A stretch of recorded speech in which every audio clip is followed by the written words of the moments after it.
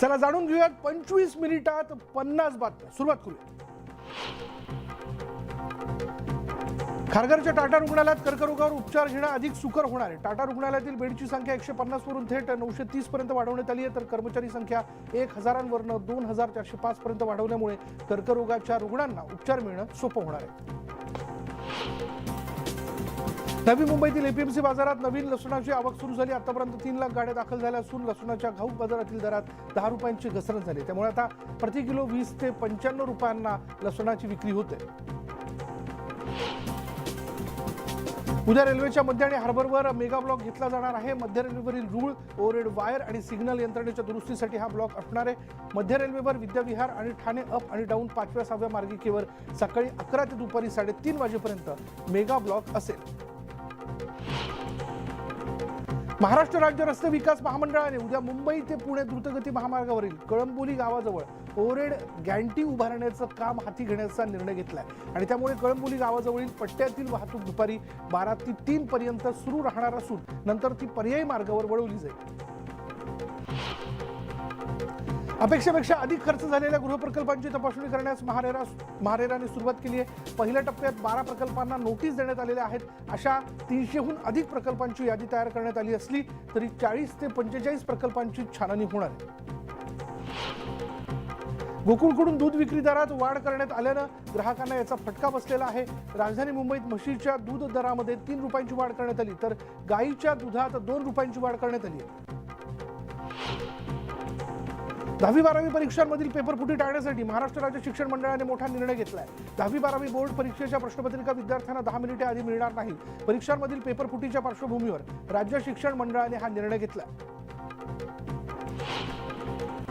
ST कर्मचाऱ्यांच्या संपानंतरही कर्मचाऱ्यांना वेळेत वेतन दिलं जात नाही आणि या महिन्यातही 10 तारीख उलटून गेल्यानंतरही एसटी कर्मचाऱ्यांना पगार मिळालेला नाही आणि त्यामुळे एसटी कर्मचाऱ्यांमध्ये संतापाची भावना.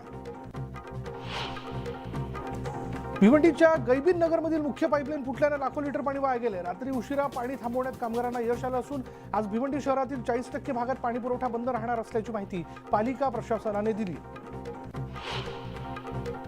काँग्रेस आमदार प्रणिती शिंदेंच्या वक्तव्यावरून नाराज झालेल्या राष्ट्रवादी कार्यकर्त्यांनी सगळ्या कार्यकर्त्यांना रोहित पवार यांनी आवाहन केले. प्रणिती शिंदे या माझ्या मोठ्या बहिणीप्रमाणे असून त्यांना बोलण्याचा पूर्ण अधिकार असल्याचं ट्विट रोहित पवार यांनी केलं. तसंच बेरोजगारीचा प्रश्न सोडवण्यासाठी आपण एकत्र येऊयात असं देखील ते म्हणाले.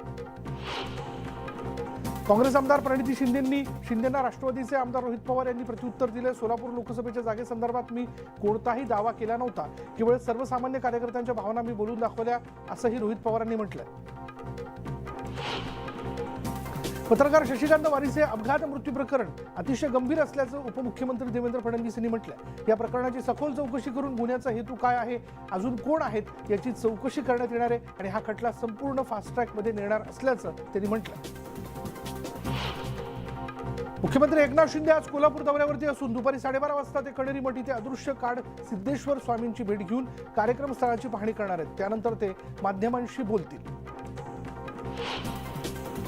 छगन भुजबळ यांना मार्च 2016 मध्ये झालेल्या अटकेच्या निषेधार्थ शिंदे पळसे इथे काही कार्यकर्त्यांनी नाशिक पुणे महामार्गावर आंदोलन केलं होतं. या प्रकरणात दोघा आरोपींना न्यायालयाने 2 वर्ष कारावास आणि 20,000 रुपयांची शिक्षा सुनावली. नाशिकमधील सावकारी जाचाला आळा घालण्यासाठी कठोर पावलं उचलण्याचे आदेश सहकार मंत्री अतुल सावे यांनी प्रशासनाला दिलेत. त्यानुसार आता नाशिकमधील सावकारांना लगाम घालण्यासाठी जिल्हाधिकाऱ्यांच्या अध्यक्षतेखालील पथक काम करणार असून त्याद्वारे खासगी सावकारीचा बिमोड केला जाणार आहे. शिवाजीराव भोसले बँक गैरव्यवहार प्रकरणात राष्ट्रवादी काँग्रेसचे माजी आमदार अनिल भोसले यांच्यावर कारवाई करण्यात आली. त्यांची 26 कोटी 60 लाख रुपयांची मालमत्ता ईडीने जप्त केली.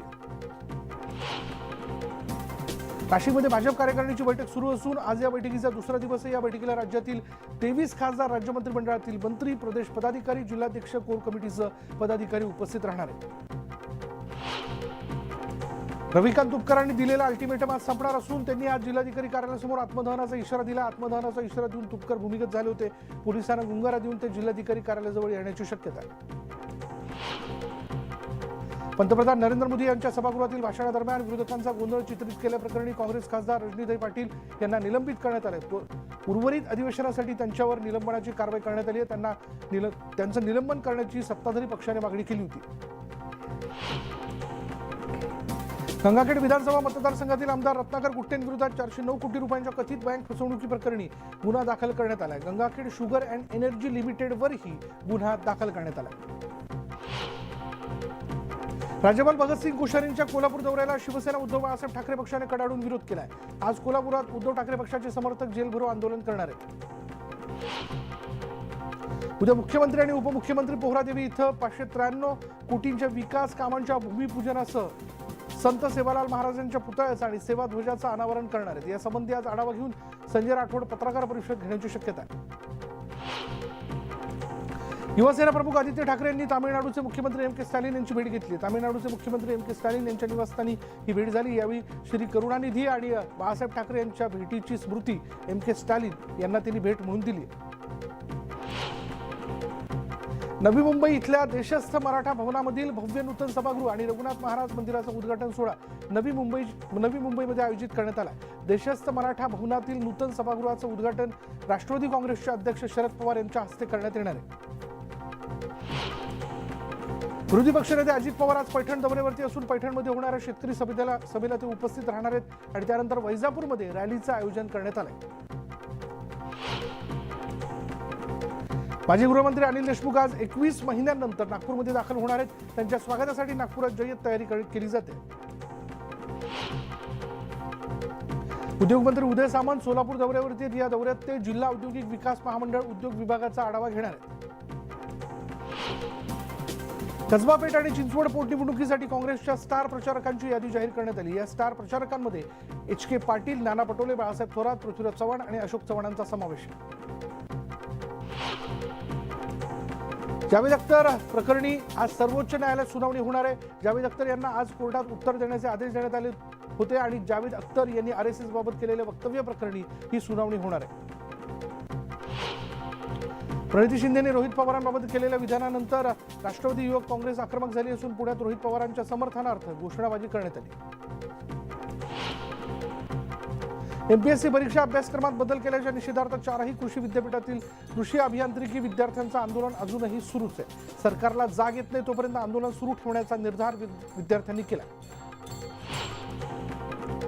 वाशिम जिल्ह्यातील रिसोड बाजार समितीमध्ये मोठ्या प्रमाणात भ्रष्टाचार सुरू असल्याचा आरोप भूमिपुत्र शेतकरी संघटनेनं केला. याविरोधात संघटनेनं ठिय्या आंदोलन केलं. भ्रष्टाचाराच्या चौकशीसह दोषींवर कडक कारवाईची मागणी करण्यात आली.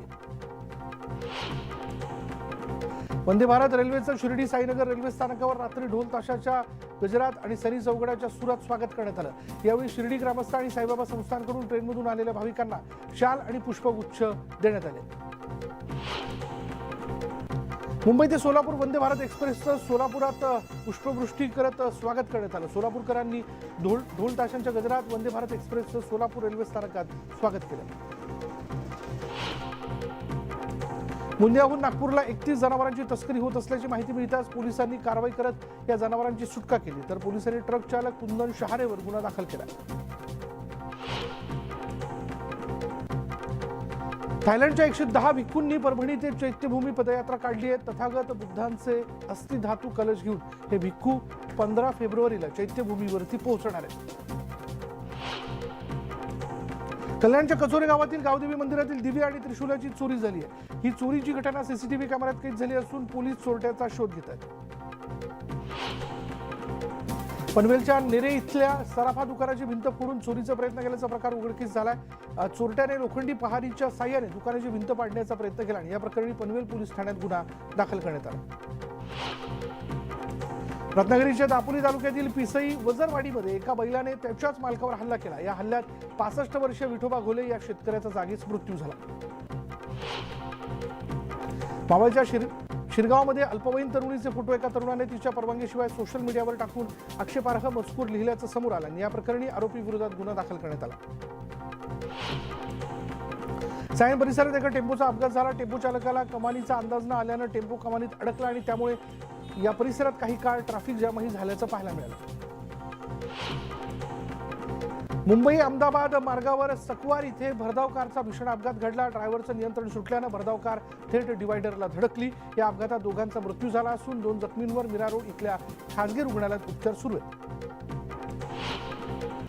बुलढाण्याच्या पिंपळगाव राजा इथे 25 जानेवारीला एका महिलेवर अत्याचार झाल्याची घटना घडली। याबाबत संबंधित महिला तक्रार करण्यास गेली असता पोलिसांनीच तिला धमकावल्याचा आरोप करण्यात येतो। याबाबत पीडितेने अखेरीस थेट मुख्यमंत्र्यांनाच मदतीचं आवाहन केलं आणि न्याय न मिळाल्यास वर्षा निवासस्थान आणि या पोलीस स्टेशन समोर आत्महत्येची धमकी पीडितेने दिली आहे।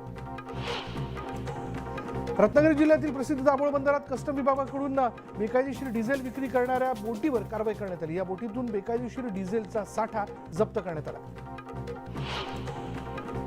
अभिनेत्री जिया खान आत्महत्या प्रकरणात अभिनेता आदित्य पंचोलीला साक्षीदारांच्या यादीतून वगळल्याची माहिती सीबीआयनं मुंबईतील विशेष न्यायालयाला दिली आहे। आदित्यचा मुलगा सूरज या प्रकरणात मुख्य आरोपी आहे, त्यामुळे आदित्यला सरकारी पक्षाचा साक्षीदार म्हणून पाचारण केल्यास तो मुलाला मदत करण्याचा प्रयत्न करेल असा आक्षेप घेण्यात आला।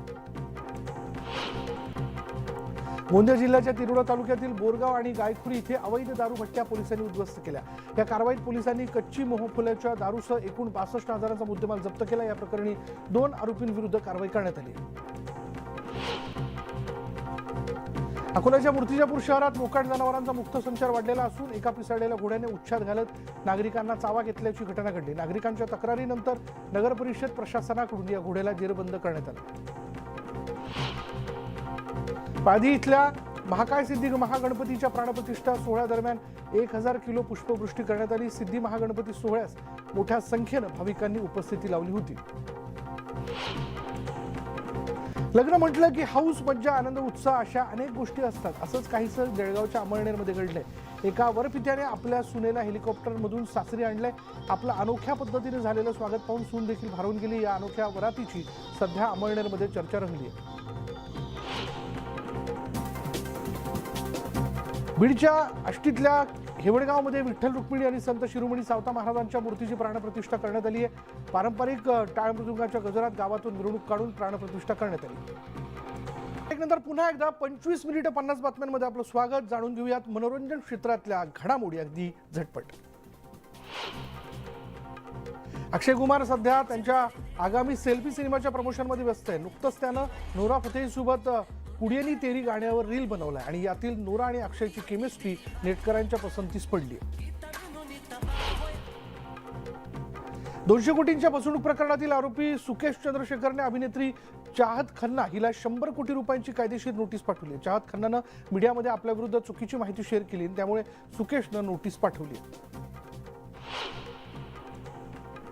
यानंतर पाहूयात एक खास बातमी। हौशेला मोल नसतं असं म्हटलं जातं आणि त्याचा प्रत्यय आला जळगावच्या अंमळनेरमध्ये। एका वरपित्यानं आपल्या लाडक्या सुनेला चक्क हेलिकॉप्टरमध्ये आणलं आणि तिचं जंगी स्वागत केलं।